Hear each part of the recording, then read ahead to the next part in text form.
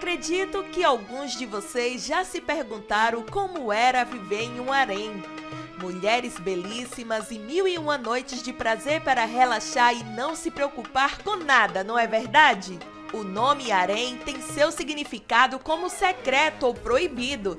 E falando em proibido, era muito comum os haréns otomanos seguirem protocolos rigorosos. Na maioria das vezes, as mulheres tinham uma grande influência na vida social, podendo até decidir sobre a vida e a morte de outras pessoas. E não saia daí, porque hoje vou te contar como era viver em um harém.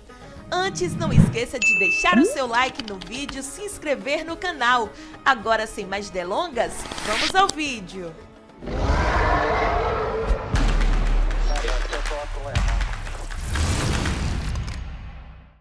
Esqueçam uns jardins e delícias com cítaras e dezenas de odaliscas oferecendo-se para o sultão. Um harém de Istambul, no auge do Império Otomano, era um lugar de oração, disciplina e castigos que incluíam até a morte. O harém era parte doméstica dos palácios dos sultões. Durante o governo de Maomé III, de 1566 a 1603, o aposento do Palácio de Topkapi, em Istambul, chegou a abrigar quase 1000 mulheres. O objetivo de todas elas era gerar o herdeiro de um império que se espalhava por 3 continentes.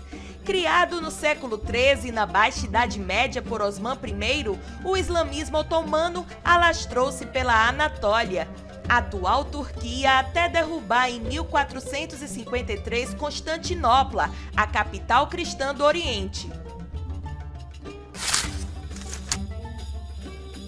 As mulheres eram escolhidas a dedo por sua beleza e inteligência nas capturas de guerra, cidadãs do império ou mesmo de países vizinhos, com a finalidade de se tornarem damas da corte. As mais jovens eram levadas até os haréns para serem disciplinadas e, dependendo de seu desempenho, eram promovidas para calfas ou ustas. As que eram destinadas para serem parceiras amorosas do sultão viravam membros da dinastia e subiam na hierarquia local até alcançar o status de favoritas, a afortunada ou kadim, que significa mulher ou esposa. As que estavam mais perto desse escalão máximo eram as kadins, 4 no total, seguidas sucessivamente pelas afortunadas e então as favoritas. A posição mais alta que uma dessas mulheres poderia chegar era a de Valide Sultana, a mãe de um futuro sultão. Apesar disso, tinham pouco contato com o mundo lá fora. Na maioria das vezes eram trazidas contra sua vontade, sendo basicamente escravas do sistema de haréns da sociedade otomana. A pessoa que administrava esses haréns, na maioria das vezes, era a mãe do sultão em exercício e recebia o título de Valide Sultana. Nenhuma das damas do harém poderia entrar ou sair do local sem a autorização da mesma, e muitas vezes a sultana tinha poder sobre a vida ou morte dessas mulheres, dependendo de alguma infração que elas tivessem cometido. A Valide Sultana era responsável por regular a relação do seu filho sultão com suas diversas esposas e filhos, trazendo notável poder político para essas mães.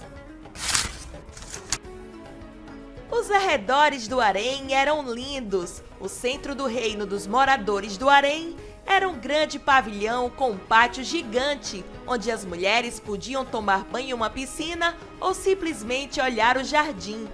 Era alegremente pacífico e tranquilo, o lugar onde a contemplação e descanso eram bem comuns. O pátio era um espaço de encontro para as mulheres lerem juntas, rezarem ou apenas compartilharem histórias. Apesar do confinamento, dentro de sua gaiola dourada havia apartamentos privados para o sultão e mais de 400 quartos para dormir, entreter e viver. O harém imperial tipicamente abrigava dezenas de mulheres, incluindo as esposas oficiais do sultão, mãe, filhas, parentes do sexo feminino e servas. E claro, os eunucos estavam sempre observando por qualquer impropriedade. Os filhos do sultão também viviam no harém até os 12 anos de idade, quando eram considerados homens. O harém era considerado um lugar profundamente íntimo e privado, onde nenhum homem fora do círculo íntimo do sultão poderia colocar seus olhos. Como resultado, o harém tinha que ser guardado por aqueles que estavam dominando, mas de alguma forma não sexualizados como machos. A crença da sociedade otomana de que um homem não conseguiria se controlar em meio a tantas mulheres em um harém produziu a tradição de adotar eunucos como membros da staff real. Esses eunucos eram treinados no palácio e recebiam a responsabilidade de guardar o harém. Até lá tinham que subir de posição depois de servirem em muitas funções. Estes serviçais estavam sob o comando do chefe eunuco negro ou mestre das garotas. Eles supervisionavam a parte dos palácios onde as mulheres viviam, tendo grande influência entre os funcionários e as mulheres. Geralmente eram segundos na linha de confiança do sultão, somente atrás do grão-vizir, chefe do governo. Apesar de seus limites, nem todas as mulheres do harém do sultão eram escravas. Dentro dele estavam muitas de suas esposas que tinham o prazer de viver perto de todas as suas concubinas. Tecnicamente, as esposas do sultão eram livres, como tinham sido aceitas em casamento de sua própria vontade. Isso provavelmente criou algum tipo de tensão com as concubinas à noite, mas não havia outro jeito. As mulheres do harém simplesmente tiveram que aceitar umas às outras e encontrar uma maneira de abraçar suas estranhas ligações. Para ser uma senhora do harém não era só ter boa aparência, havia um pouco de aprendizado envolvido. Elas eram ensinadas a arte do refinamento e como se comportar com confiança e fascínio. Em essência, o harém era uma escola paroquial para meninas, onde elas recebiam a educação apropriada sobre como se encaixar na corte e encontrar seu lugar na ordem das coisas. É claro que as mulheres do harém do Império Otomano tinham fama de estar entre as mais adoráveis da história, pois se originaram de diferentes partes do mundo, com grandes conhecimentos na escrita e idiomas diferentes.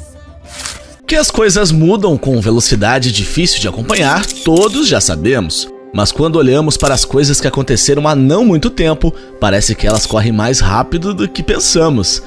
E ainda que os costumes são bastante questionáveis. Olá, viajantes da história! Hoje vamos conhecer alguns dos costumes e invenções de há não muito tempo que eram normais e promissores. Ficou curioso? Então já deixa o seu super like e sem mais demora, vamos ao vídeo! Você já deve ter visto isso em algum filme ou mesmo por foto. Essa imagem mostra uma casa inteira sendo transportada, prática bastante comum nos Estados Unidos no final do século XIX e início do século XX. Algumas famílias recorriam a isso por falta de recursos para construir uma nova casa para onde iriam se mudar. Mesmo no que era considerado o país das oportunidades, a vida era dura para muitas pessoas, mesmo para aqueles que viviam em grandes cidades como São Francisco. Problemas como o fracasso da colheita, fome, altos impostos e falta de emprego levavam a muita movimentação entre cidades ou estados enquanto as pessoas procuravam uma vida melhor. Essa mãe se mostrou esperta quando decidiu que precisava tirar um momento para si mesma. Enquanto precisava tirar um segundo, ela usou o que tinha ao alcance dos braços para manter seu bebê a salvo, uma cesta de lixo vazia. Nos anos 60, isso não era grande coisa, mas a ideia de ir a um parque hoje e testemunhar a mesma coisa não seria tolerada da mesma forma, e a mãe certamente seria denunciada. As pessoas que veem essa foto agradecem pelo bebê anterior, pelo menos estar no chão. Os bebês em gaiolas suspensas nas janelas dos apartamentos eram uma visão bastante comum em muitas grandes cidades dos Estados Unidos e da Inglaterra na primeira metade do século XX. As chamadas gaiolas para bebês, ou gaiolas de saúde, tinham o objetivo de permitir que eles pudessem desfrutar de um pouco de ar fresco e sol. mas a popularidade das gaiolas para os bebês começou a diminuir em meados do século passado devido a preocupações com a segurança e os altos níveis de poluição causados pelo aumento no tráfego de automóveis.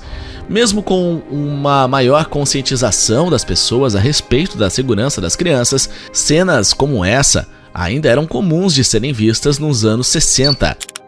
A foto acima mostra o quanto as regras e regulamentos eram ainda bastante relaxados em relação a isso. Essa mãe está apenas usando seu berço para manter sua filha sentada enquanto sobe a encosta de uma montanha. Não há cintos de segurança ou trilhos à vista. Inimaginável nos dias de hoje. Durante a Revolução Industrial, quando os despertadores não eram acessíveis nem confiáveis, muitas pessoas na Grã-Bretanha e Irlanda dependiam de homens e mulheres conhecidos como knock-uppers, algo como batedores, levantadores, para acordá-los todas as manhãs para que não se atrasassem ao trabalho. Os knock-uppers batiam nas janelas das pessoas usando bastões de bambu, curtos ou longos. Eles tinham praticamente desaparecido em grande parte dos anos 50, embora alguns bairros da Inglaterra ainda os tivessem até o início dos anos 70. Antes de carregarmos nossas câmeras nos bolsos, em nossos telefones, elas eram volumosas, lentas e pesadas. Nessa fotografia vemos dois homens segurando a câmera para fazer uma selfie de tão pesada que era uma câmera analógica no final do século XIX, início do século XX. Essas selfies eram mais um experimento do que uma ferramenta de autopromoção. A primeira selfie é acreditada a Robert Cornelius, feita em 1839. Falando em câmeras pesadas, a Fairchild K-17 foi uma câmera grande projetada pela empresa Fairchild Camera and Instrument Corporation para a Força Aérea Americana. Elas foram usadas principalmente para fazer fotografia aérea durante a Segunda Guerra Mundial. O corpo de uma K-17, com um jogo de lentes de 12 polegadas e o filme pesava cerca de 25 quilos, enquanto uma K-17 com uma lente de 24 polegadas pesava aproximadamente 35 quilos. Outra câmera que foi usada para um propósito semelhante foi nos anos 40, foi a Kodak K-24.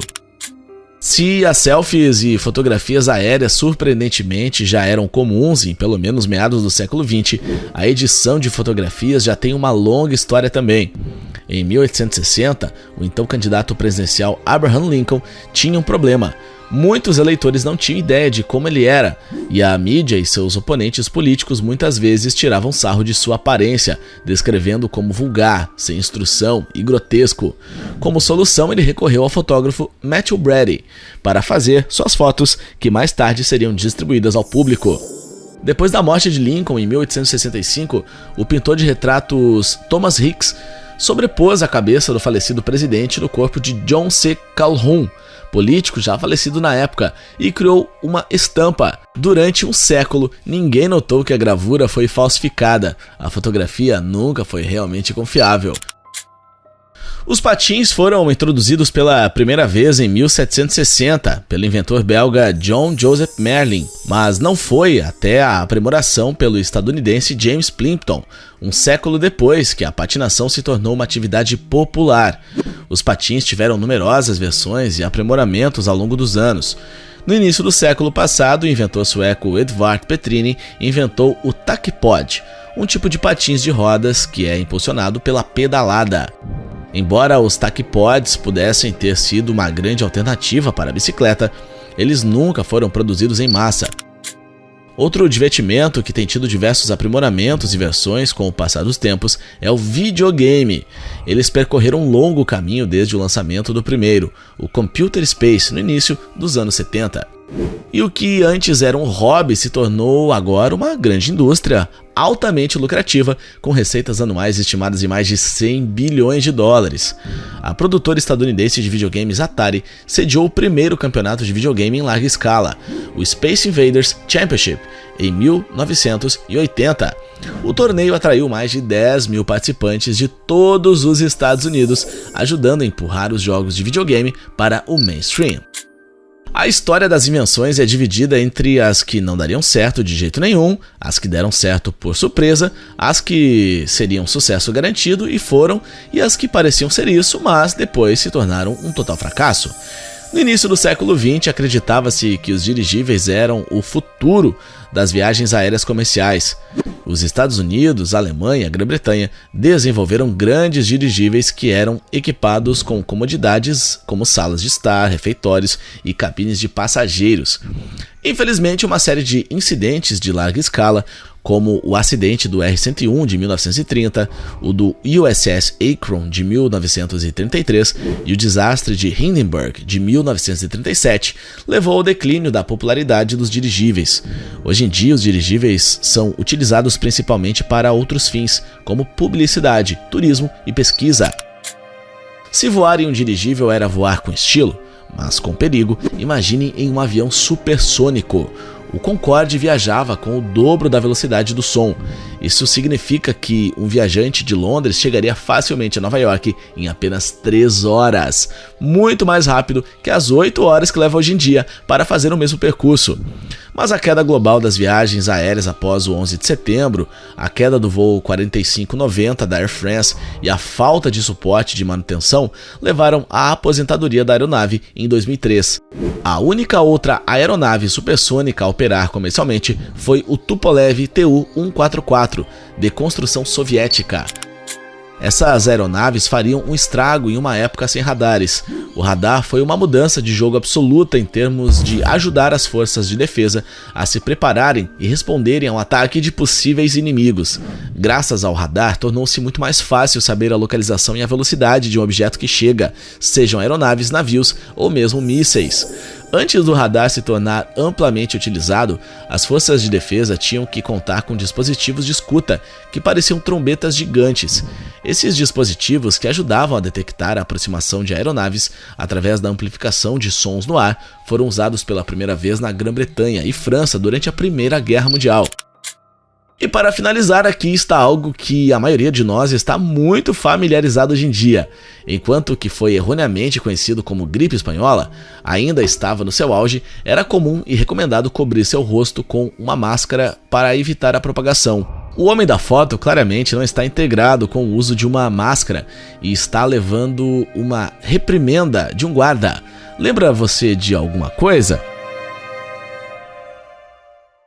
Espalhadas por toda a cidade de Paris, em um sistema trincado de leis e hierarquia com gírias próprias em cada classe, rituais de iniciação, entre outras coisas, esses lugares marcaram uma época.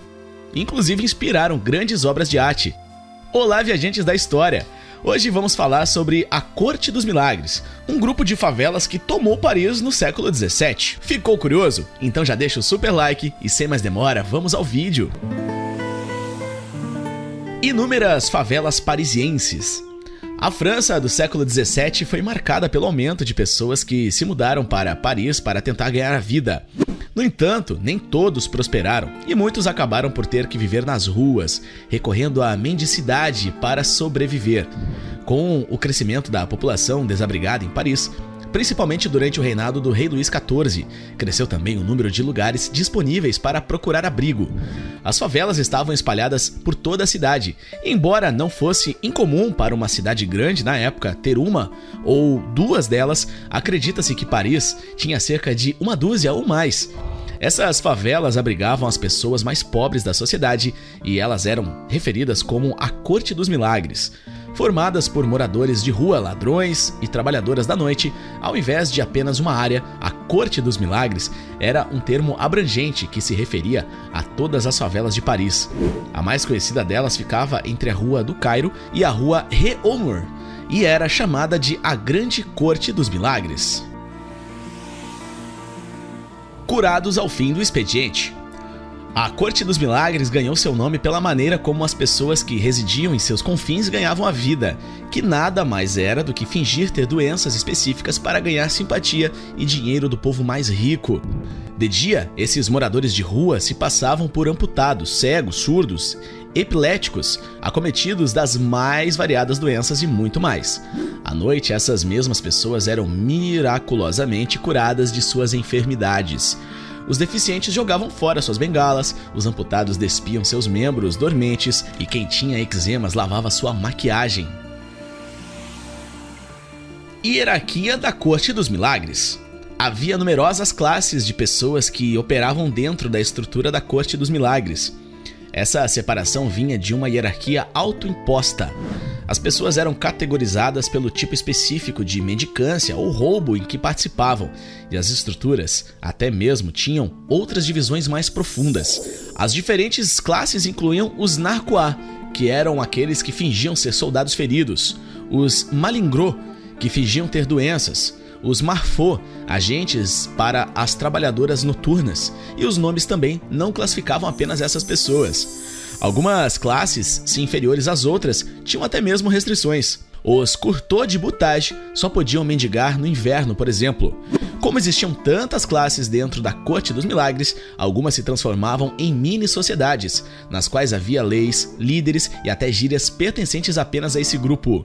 Muitos dos nomes que categorizaram os diferentes tipos de pessoas dentro do sistema eram originários das gírias usadas pelos próprios moradores de rua e ladrões. O sistema inteiro também era estruturado. Havia um líder que comandava todos os moradores de rua, inicialmente chamado de Ragot e mais tarde de Chef Coesre. Ele era basicamente o rei dos moradores de rua e ele contava com seus próprios tenentes, chamados dux. Abaixo deles estavam os arcebispos, que eram ex-alunos que levavam a tarefa de ensinar a gíria aos novos mendigos. Classes dos ladrões. Para ser um bom ladrão na Corte dos Milagres, você não poderia ser apenas bom em escolher bolsos e bolsas. Existiam regras a serem seguidas e cumpridas, e os ladrões eram ensinados e treinados por aqueles de maior nível. O roubo em Paris durante essa época não era diferente de um aprendizado. Tinha um teste para entrar, um ensino de habilidades e um pagamento ou emprego adequado para cada pessoa dentro desses grupos. Outro aspecto importante desses grupos era garantir que não houvessem muitos ladrões em qualquer área, o que significava que a organização tinha que ser bastante minuciosa para evitar que isso acontecesse, enquanto ainda se assegurava que todos estivessem empregados adequadamente. O ritual de passagem.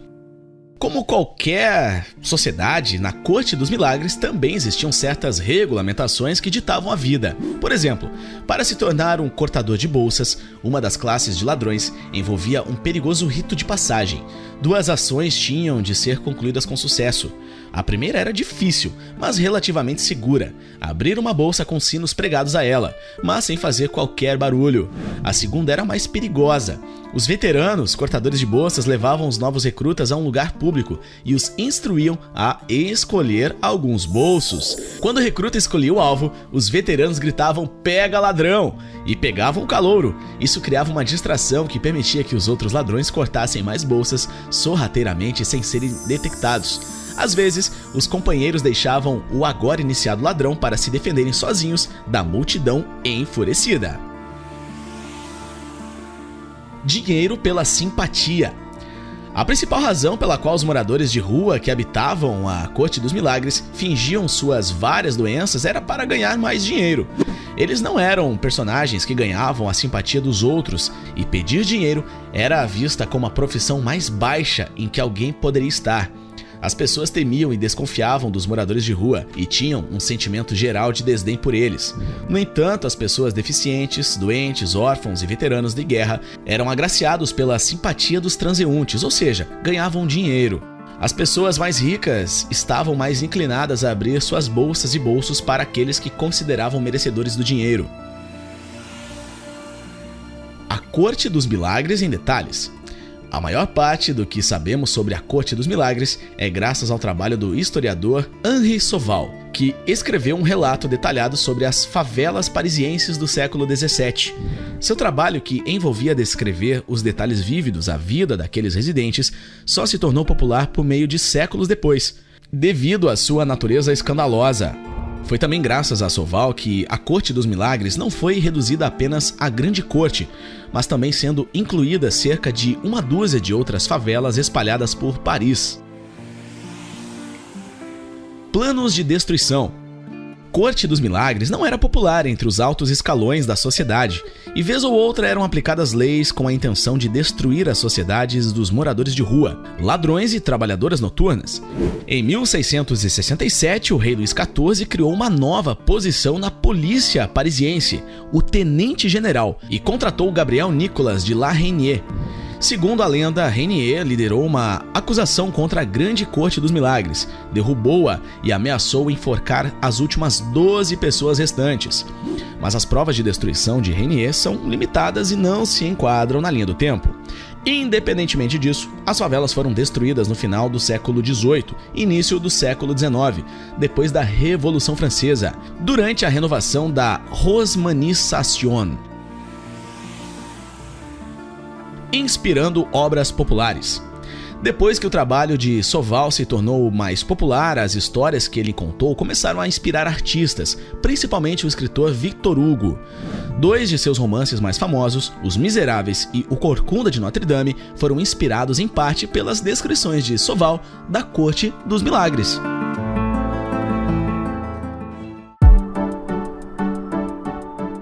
E você, já tinha ouvido falar dessa corte? Deixa seu comentário nos contando o que achou. E não sai do vídeo sem deixar o super like, ajuda muito o canal. Forte abraço e até o próximo vídeo.